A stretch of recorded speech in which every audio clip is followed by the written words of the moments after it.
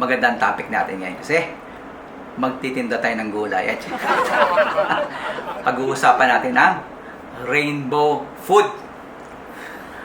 Nakatingin na ba kayo sa TikTok at trending this year, bumabalik yung concept na rainbow food o rainbow diet. So ano ba ang rainbow diet? Sabi nila, 3 kulay sa isang plato, rainbow diet na. So ano ang meron sa rainbow diet? At bakit si Dr. J mukhang galing sa palengke? So yan ang pag-uusapan natin. Rainbow diet na trending ngayon sa TikTok, sa mga health conscious, sa mga may hypertension, sa mga may diabetes, sa mga nag-stroke, at sa mga ayaw magkasakit.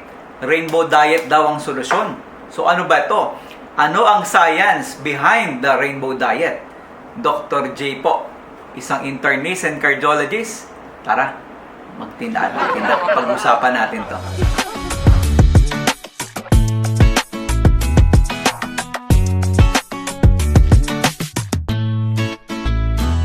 So, nagbabalik, Dr. J. So, buti nilang nag-grocery, pumunta sa palengke si Dr. J, si Tita Doc. Kaya, tcharan, meron tayong props, hindi props, meron tayong ulam for the week. So, meron tayong kangkong, meron tayong sitaw, meron tayong, sa mga nanonood ng video, paki-comment po, ano po itong gulay na ito? Saging, singkamas, papaya, melon, so melon, orange or pongkan, meron tayong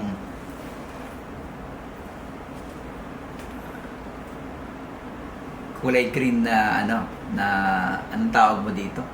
Nakalimutan ko na ito. Ngayon ko lang uli nakita ito, no? Parang orange din, or lemon. And then melon at may dragon fruit sa baba. Okay? So, ito po ang ating gulay ngayon. So, hindi po tayo magbabahay kubo. Hindi pag-usapan natin ang rainbow food. So, ano ba ang rainbow food? Ang rainbow food, 3 kulay ng prutas o gulay sa isang plato para maging healthy.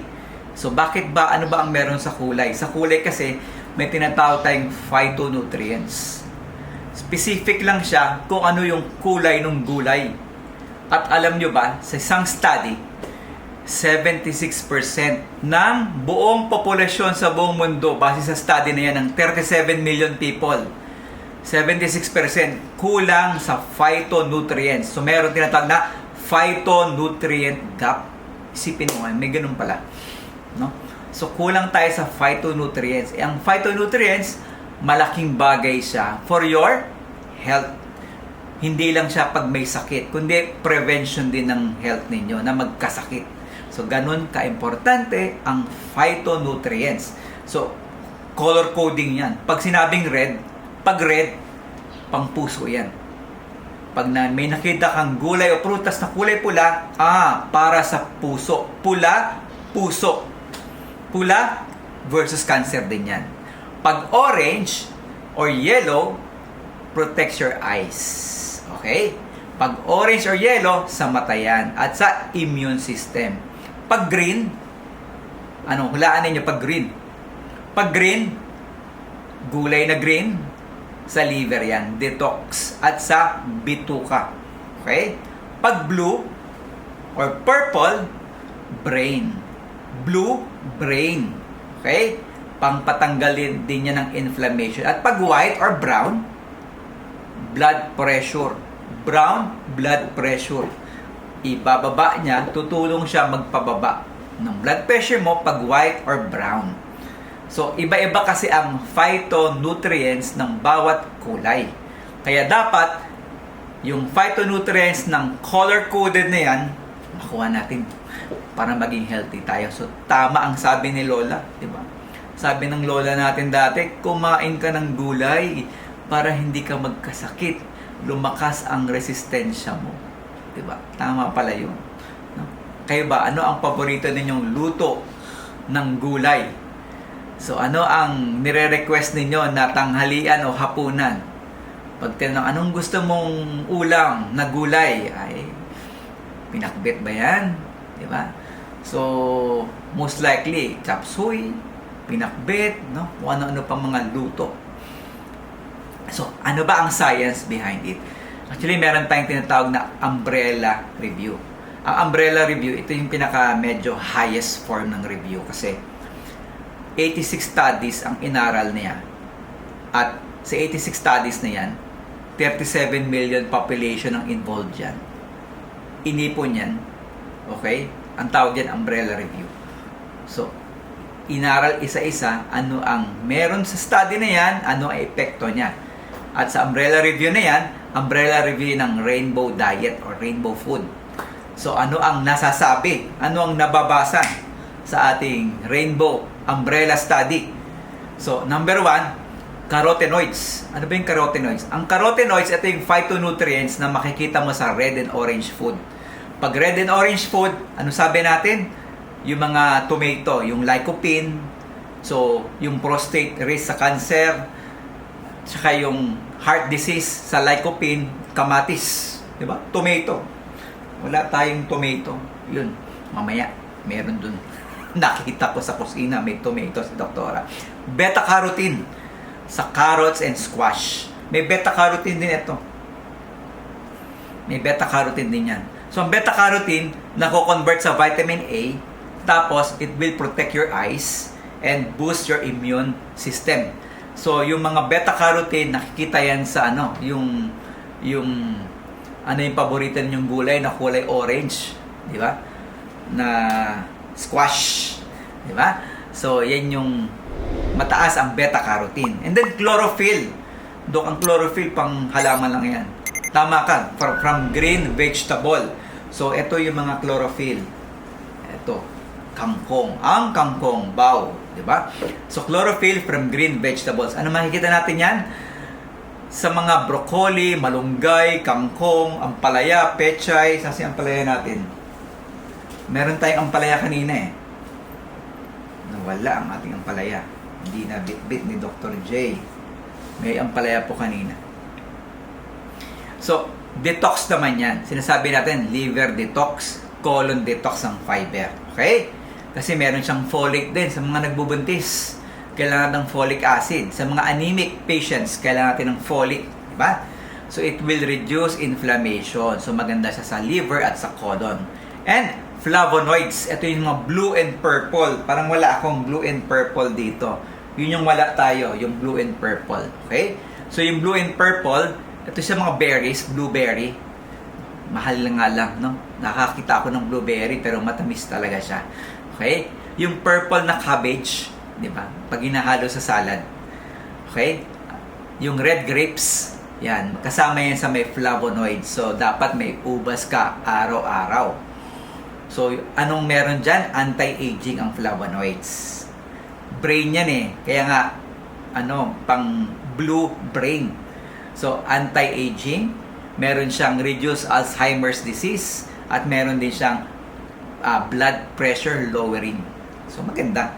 Maganda ang flavonoids. Okay? So, as cardiologist, may isa pang study sa Bristol University sa UK.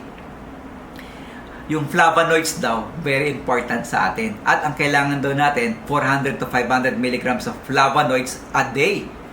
So, dapat yung quality, mataas din. So, saan ka makakakuha ng flavonoids na mataas ang level?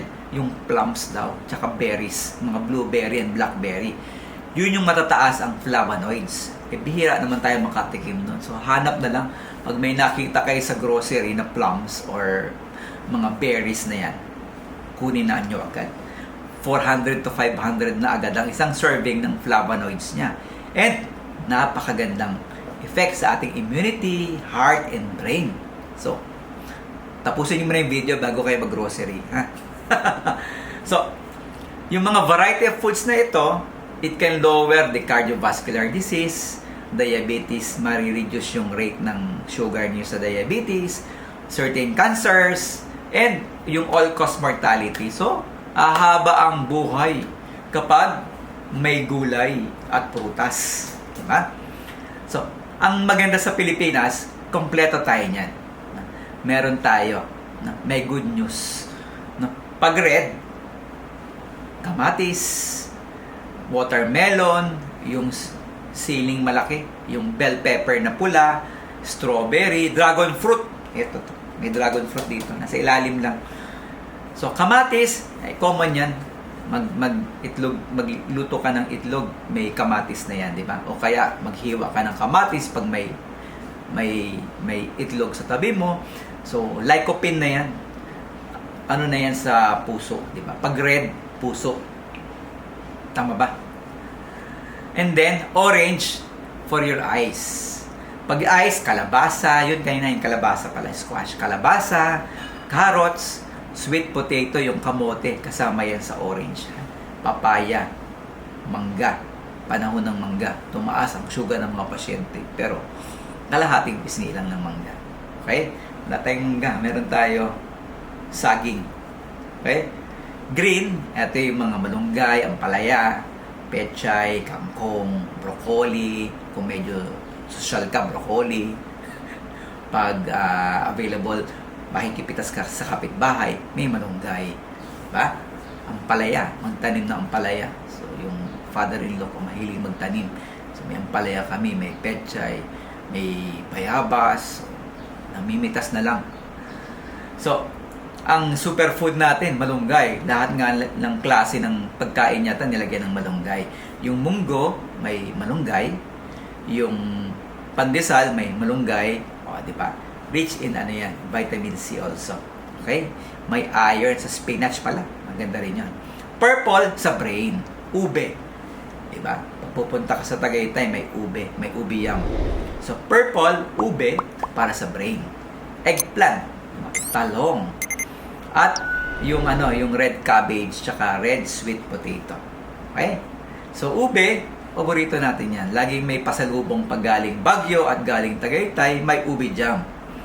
So white and brown, ano sabi natin pag white and brown? Blood pressure. So sibuyas, bawang, ginger, mushroom, pang blood pressure 'yan. Okay? So wala tayong bawang dito, no? Natural blood pressure, may vlog tayo niyan, hanapin ninyo. Pindutin ninyo yung The J. Bison's channel, hanapin ninyo yung bawang, yung garlic. May topic tayo kung paano nakapagpababa, bakit ba nakakapagpababa ng blood pressure ang bawang. Okay? So, ang practical challenge natin sa inyo, kayo lang sa bahay, mag-grocery kayo ngayon, pupunta kayo sa palengke ngayong linggo para sa pagkain ninyo itong dadating na week. So, ano ba yung ihahanda ninyo? For example, almusal, kamatis, itlog, scrambled egg, at mayroon kang dessert na kalahati ng pisngi ng mangga. O, di ba? May red ka na. Yung itlog mo na scrambled, lagyan mo ng malunggay, may green ka na, tapos may mangga, mayroon ka ng orange or yellow. Di kompleto na. Pagdating ng tanghalian, na medyo ganado, sinigang na kangkong o green, talong na side dish, o may purple ka na, and then another mangga para meron kang orange. Okay? So, yun yung inyong and then pwede ka rin maggisa ng kalabasa. No? Sa gabi, ay kompleto ito. No? Kung may halo-halo, meron ding pinakbet. So, sa pinakbet, lahat na ng kulay. No? So, ang rainbow food natin, pinakbet or chop suey. Kasi, kompleto. So, pinakbet, instant rainbow yan. May squash, may eggplant, may ampalaya, may tomato, may okra. So, 5 colors na yan. Lampasan sa 3. So, ayan. So, pinakbet talaga is, it's a rainbow food. Kaya, paborito ko ang pinakbet. At isa sa magaling magluto ng pinakbet si Tita Doc. No? Kung pag natikman nyo yung pinakbet ni Tita Doc, makakalimutan ninyo yung pangalan ninyo. So, hindi trend ang rainbow food. Okay? Ang rainbow food, ginagawa na yan. Daily na yan, dati pa. Nakakalimutan lang natin. So, dapat lagi nating isipin ang rainbow food. 3 colors in 1 plate para maging healthy tayo at meron tayong phytonutrients or phytochemicals. So as a cardiologist, hindi nyo kailangan ng basta-basta gumastos ng malaki. 'Di ba? 3 kulay lang ng gulay o prutas sa isang plato, po pwede na. Menos na yan. Okay? Nakokompleto na ninyo. And proven yan with the rainbow na tinatawag nating umbrella study, umbrella review.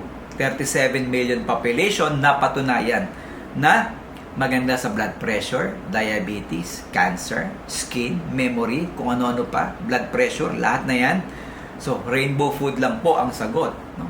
Tingnan sa TikTok, may mga nakita akong content about rainbow food.